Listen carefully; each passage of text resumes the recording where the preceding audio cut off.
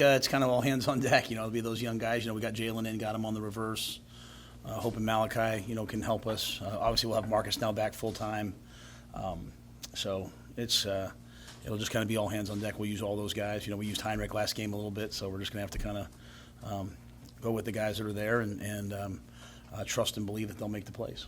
How do you see Jeff respond the last few days, and sort of having been around in the last 8 months? What do you think of his sort of mentality about being able to bounce back?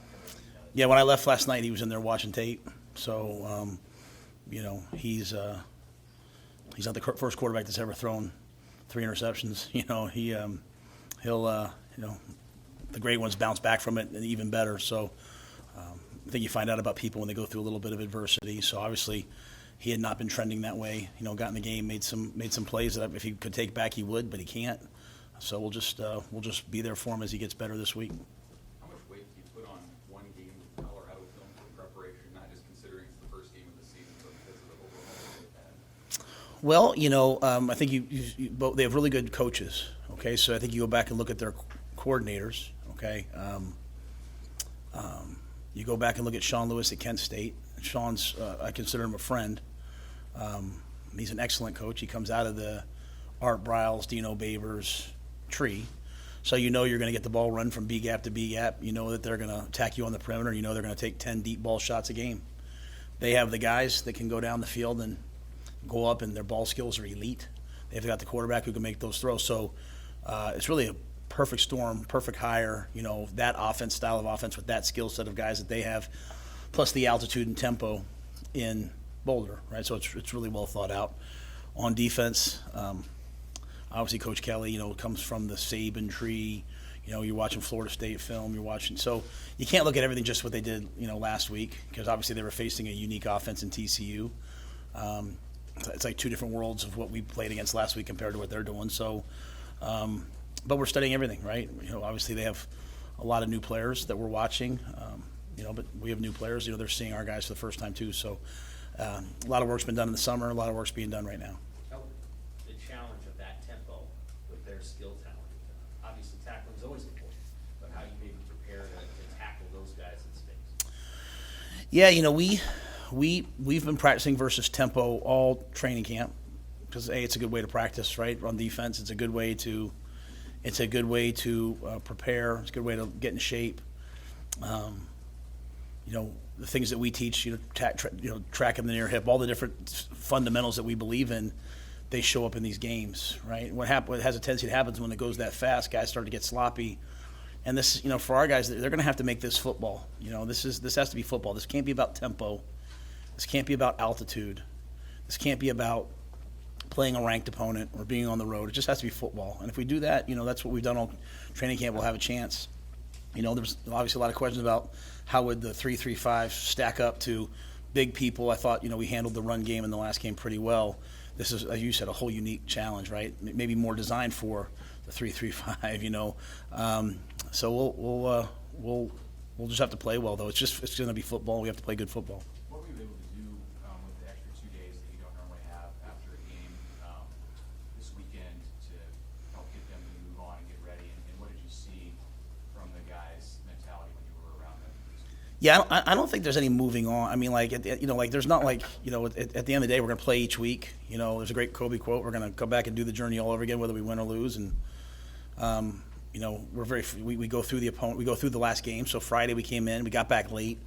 We came in Friday afternoon. We went through the opponents. We went through the game, This is what we did well. This is what we didn't do well. Everything's very methodical and unemotional, because there was a lot of good. It wasn't like one of those hey, we were down by 2 scores and we scored at the end to make it a 1-score game. Like, we had the lead. Unfortunately, we made some catastrophic errors down the stretch, right? And so we learned from those. We eliminate those mistakes. We have a chance to win that game. So that was Friday. Saturday we gave the guys off. Now I was in here Saturday morning working, and we had a ton of guys in here taking care of their bodies, recovering. It's been a long camp. And then brought them in yesterday, and we started on Colorado. It's a little unique for us as coach. Like, I went home and watched the game on TV because I didn't know what to expect. You know what I mean? Like, not like you can watch it on tape. There was no. This is the first game, so having a chance to watch the game was good. See the flow of the game, see them in action. And now, yesterday we came in here and worked with the guys last night. Today's their off day, and we'll get back to work tomorrow morning. Were you as surprised as the rest of the No. Coach Sanders is a football guy, and so while you can watch all these peripheral things, like while you can see, like, they show their practices, you can watch all this stuff on TV. At the end of the day, like, when has he ever not been serious about football? He's been a head coach now. He's won both places. So they've got elite players, elite skill players, and elite players up and down the front. They've got anytime you have a great quarterback, you're going to have a chance to win. So I wasn't surprised at all. What do we mean football guy? What goes into that? He's won in everything he's done in football. He's won as a player. He's won as a coach. So I think everyone maybe thinks, like, outside, not me. Everyone else thinks, like, well, this is all a show, and he's the most serious person about football. Like, his poster was on people's walls for a reason as a player, because he's one of the hardest practicing, hardest playing people that's ever played the game, right? So why would we think that his team wouldn't be the same? CJ White's on our staff was a strength coach for him. He told us, like, early on, like, let me tell you how they're going to practice. Let me tell you what they're going to do. So the utmost respect for Coach Sanders. Like, when he was the head coach of Trinity Christian, I recruited Quaylen Jones out of there. He's a football guy. Like, like all the other stuff, the commercials and all those things, those are extra things you get to do when you're elite at football. But yeah, I'm not surprised at all. I think everything he's ever done in football, he's been successful at, and so he's being successful here already. How do you deal with a guy like Travis Hunter, and when you know he's going to play both sides, his skill set, and what do you think about him playing 130 snaps in week one? Well, he's one of the most conditioned athletes I've ever seen. So, God bless him. His long speed is unbelievable. His ability to accelerate at 30 yards is something that's hard to simulate in practice. But I think the biggest thing about Travis is he's just his ball skills. He goes up, and even the one where his foot landed out of bounds, his ball skills. So that's really going to be the theme of the week. Again, with this offense, they're going to throw the ball down the field 10 times a game minimum. You have to play the ball, you know what I'm saying? And he can go up and get the ball. You saw him do it on offense. You saw him do it on defense. He took the ball out of the young man's hands on the flat route in the end zone. It wasn't like he got the ball first. He took it out of his hands.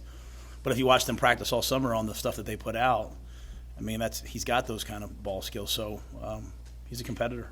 You got an added challenge with Ty out for the first half, but how did you feel about just the other guys who stepped in and kind of went back and watched the tape and you rotated up front? Yeah, they played well, but Ty was at a different level when he was playing. He got to the quarterback 4 or 5 times. Obviously, unfortunately, we won't have him for the first half. I told him, you're playing every play of the second half when you get back there, so you better rest up. So, but yeah, Ty's level of football, I thought, in the first half, while he was playing was really impressive. But we played a lot of guys. We were able to get some guys in, some guys for 2 or 3, 4 or 5 plays, some guys for more. But we'll need all that versus this tempo. We'll need all that versus this opponent. How pleased were you with the physicality and the tackling you guys played with both on defense and special teams? Yeah, again, I'm a kind of an incrementalist. I'm kind of a process guy. So I can say 2 things and mean them. Like, crushed that we lost the game the way we did for the guys, right? Not for me, for the guys. Upset for them. While at the same time recognizing how much better the football is than early last year. And so I'm proud of that for them. Like, hey, look what practice has gotten you to. Now we have to make, to turn the ball over 4 times and have 2 false starts inside the 5 and versus a Big Ten opponent and have the lead is outrageous, So we have to clean all that up. But also I recognize the things that are better. So my mind is just very simply the way I think you build a program that's built to last, that's not just a flash in the pan, is you just keep improving the things that aren't good, that aren't improved. So, early in the game, I walked out on the field and I was like, hey guys, they're 4 or 5 right now on third down. It's just about third down. It's not like, are we good? Are we bad? It's just third down, right? And so we got better at third down as the game went on. I thought Tony adjusted. So, I'd like to see us make those steps in our passing game this week. I'd like to see us make those steps, obviously, in protecting the football this week and taking the ball away. So, but I thought we were really physical. I thought we ran to the ball hard. And I thought you couldn't, we played 4 or 5, 6 linebackers. We rotated guys in, and there was no he's in, call it differently, right? Javen goes in. Javen's really playing well. Mekhi Bear was unbelievable on special teams. And he gets in on defense, and you see him play well, right? And then you're playing MJ, you're playing Chief. So if we can do that as we get into the stretch of Big Ten play, we'll have a bunch of guys that can play and help us that all play to the same standard. This week, we'll just have to be able to do it versus excellent skill, as Sam asked, and then versus tempo.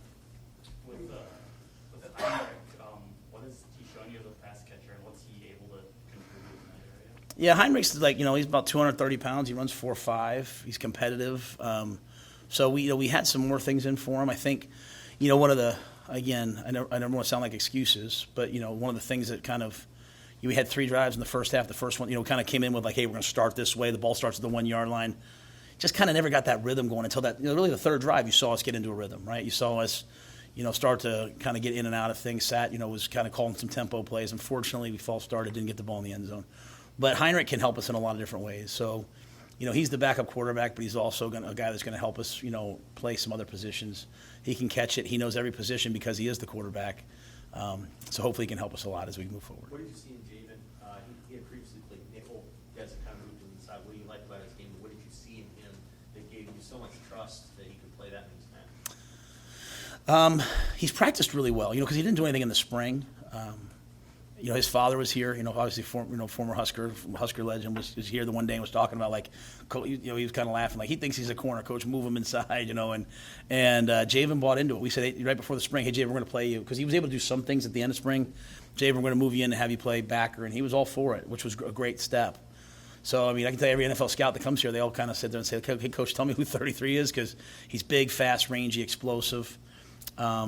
But he's had to learn how to play, right? He's had to learn how to play the game, how to learn how to play the different things that that you see at that position. So, but to have a guy with that speed playing linebacker is awesome. But he's got a tenacity and a physicality that I like. He's got a great personality, and he was another guy that was excellent on special teams. Matt, you guys got the big noon game on Fox this week, and so probably the big storyline is going to be about the compare and contrast of how you're going about trying to build this thing and how Sanders is trying to build this thing out in Colorado. You call yourself an incrementalist guy, and you've spoken about kind of what your methodology is for building a program, but I guess what's kind of your compare contrast if you were to look at both programs and how they're going about it? Yeah, I'm sorry to do this to you. I respectfully am not going to, I can't talk about anybody else. For me, if guys in the portal that we have a relationship with, or we have respect for, or we know, or something, they fit us. Obviously we'll take some of those guys. We're going to try to recruit high schools as much as possible, specifically local guys.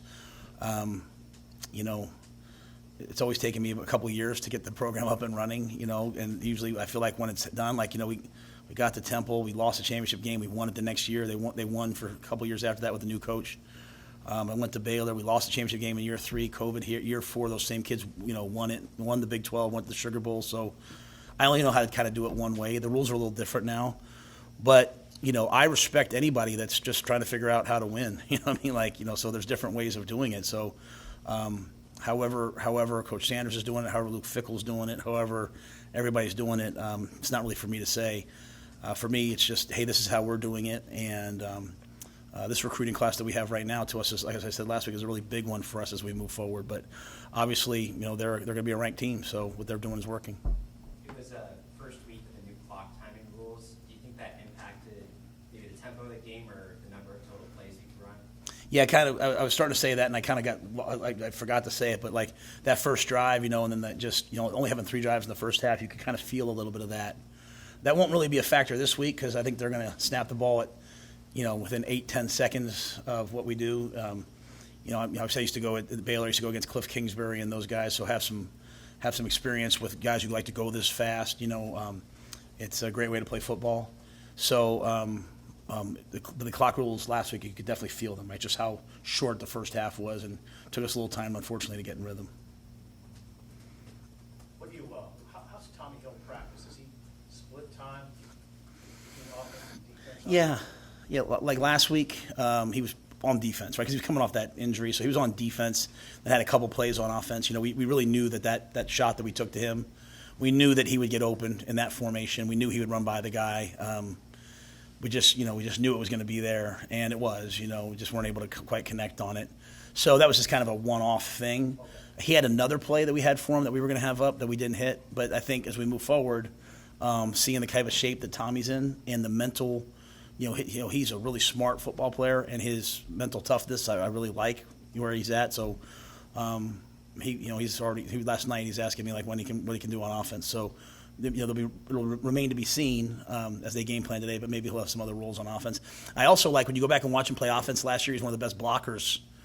He came in and he was blocking the heck out of people. Like, you have to be careful now what you're allowed to do, but, he's kind of blocking the way the old Husker wide receivers block. So I'd love to utilize him in the blocking game as well. How do you get Billy Kemp and Thomas Fidone more involved this week? Obviously, both guys didn't have a catch. And Yeah. I'm sure you would like to see those guys more involved. Yeah, I was disappointed, especially for Billy, right? I think of the 60 plays we called, 9, he was the first guy in the progression. But some of them, either they took that away or there was pressure or something like that. So, you called a play for Thomas down in the goal line. Thought it was going to be a touchdown. It just, kind of got banged by the guy and wasn't open. So, really, Billy, we have to get going. We have to find a way to get him involved because he's too good of a player, too competitive of a guy. Thomas as well. Again, talk about things we want to improve upon. Just I think the overall passing game this week, for us to have a chance versus a team that can score like this, we're going to have to make some more plays. So, we got through the first week. We identified, hey, we need to improve this. Hopefully we can make some strides. After watching the game back, how did the offensive line grade out for you, and how important will that unit be, given the tempo that Colorado plays with, in order to try to sustain threats? Yeah, I thought the offensive line played well. Obviously we had the back-to-back sacks on the one drive that were less about getting beaten, more about a miscommunication, unfortunately, just two guys working together. I thought had we not fumbled the ball at 5 minutes, we would have been able to really kind of I felt like we were starting to really start to wear down the opponent. I think with the greatest respect for them, I thought we were going to be able to run the ball out and finish with about 250 yards rushing. When you only have 3 drives in the first half and when you have 4 turnovers, it's really hard to wear down your opponent. So all that being said, it was a good first game. We know where we are. We know what we have to improve upon. Colorado has really good skill up front. Their edge rushers are really twitchy, explosive guys. We tried to slow that down a little bit last week with some quarterback draws. Even when they only get 2 or 3 yards, it does slow down the pass rush. And so we'll have to do a lot of different things versus Colorado because they are so talented up front. Someone else had something. So. Is that ability to control the tempo, to get first downs, hold the ball, more important against an opponent like this that has such a contrasting style to what you do tempo-wise in comparison to Minnesota, where it's pretty similar? Well, I want to make sure I understand your question. You're saying just holding the ball. Yeah. I mean, when we played Minnesota, we knew that they were averaging like a 34 to 35 minute time of possession, specifically against the Huskers over the last couple of years. So to have it close to even was a step in the right direction. With 4 turnovers, say we have 2 turnovers, we probably have it for 33, 34 minutes. So again, we're heading in the right direction. Not good enough, but heading in the right direction. What I found versus a team like this is, again, just make it football. I don't even think the tempo's there. I don't even think about it. If they're going really fast and we can force 3 and outs, then it starts to weigh on their defense. If they're going really fast and they're going 1 first down, 2 first down, 3, I have such a unique perspective because I was at Baylor after Coach Bryles, and I would hear the guys talk that had been in that offense. They'd say, "Hey, get 2 first downs and it's a touchdown." They just want to get on the field against you and wear you down. So for our guys, we're just going to try to make it football. Again, try to win when we can on the deep balls that they're going to throw. Try to stop the run because they will run the football. Tackle well. I think for us on offense, it's just about converting third downs. It'll always come back to me to third down. For early in the first half, we weren't doing a great job of that. As we started to convert third downs, all of a sudden we put some points on the board. Some things happened. So we'll try to make it football as best we can. How do you get your team to block out whatever's going to happen in that stadium for the first time of this game? What do you guys work on and talk about as it relates to force out and push out whatever they're going to have, because it's probably going to be some sort of celebration? Yeah, again, I say it because this is exactly what I'm saying to the team. I'm saying, make it football, right?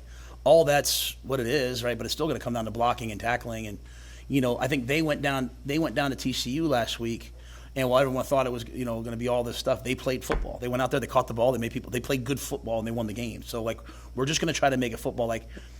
We're lucky we had, unfortunately, the loss last week, but we had it was game 1 of the season, and the other team did a gold out. How often does it happen on the first game of the year, right? So we recognize every game we play in, every game the Nebraska Cornhuskers in is going to be a big game. And so for a team to do that in the first game of the year, it was really, really loud. I thought Minnesota had a great student section. Obviously, a lot of our mistakes happened down in their student section, which was unfortunate for us. We have to learn from that. But last week happened maybe to prepare us for this week, or maybe prepare us for the future. But we'll be a significantly better team after these first 2 weeks of being on the road in these 2 environments when we come back home and then when we go on the road late in the year. But in terms of preparing them for it, it's football. Like if we can't lock in and just play football, then, nothing I say will matter. It's the pregame pageantry, all that stuff. That'll all be over. It'll be football once the game kicks off. Matt, as You know the history between these two schools, obviously, and being a history guy, college football lover, you've seen it over the years. Does it feel different this week? Have people come up to you maybe even before the season about the Colorado games? Or is this a different deal? Yeah, certainly before the year. No one really know. I'm here all the time, so and I there's nothing but cows by where I live. So or not, So I don't think people, no one really sees me very often right now, just in season. But obviously, I respect that tradition, right, and that history and that legacy. As I was going through the job and looking at the job, and Trev and I were talking, my wife and son and I would sit down and watch on YouTube and watch all the different games, over the years, Coach Osborne, Coach McCartney, Coach Solich, Coach Barnett, all the different games that happened. And so we understand the legacy. So, when you have a legacy behind you, you have to live up to it and you have to build on it for the future. We also recognize, like, once the ball's kicked, we're going to have to play, and we have to play for 60 minutes. Anything else, Coach? What did you think their quarterbacks play? I mean, obviously he had a great game, but what did you think of just watching him? Shador? Yeah. Yeah, I thought he was in complete control. I think there's a lot of freedom probably in that system where he, if a guy's uncovered, he's just going to raise up and throw it out to him. I thought his deep ball accuracy was excellent. I thought his pocket movement was excellent. I thought he played like a guy who's played a lot of football and trusts his receivers. And, you look at it, to have 4 receivers over 100 yards receiving means he doesn't just trust just one player, right? I mean, I think when you look at the game, a lot of game breakers, but the tailback, Edwards really broke the game open with some explosive plays, and so, but he was in command, he was in control, and so we'll have to. Again, it's not like you're just taking away one thing, right? There's 4 receivers had over 100 yards rushing. You have a quarterback who threw for 500 yards. They're going to run the ball. There's a tempo. There's a lot of things. But we're still going to show up. Our defense is going to be there. We'll play and see what we can do.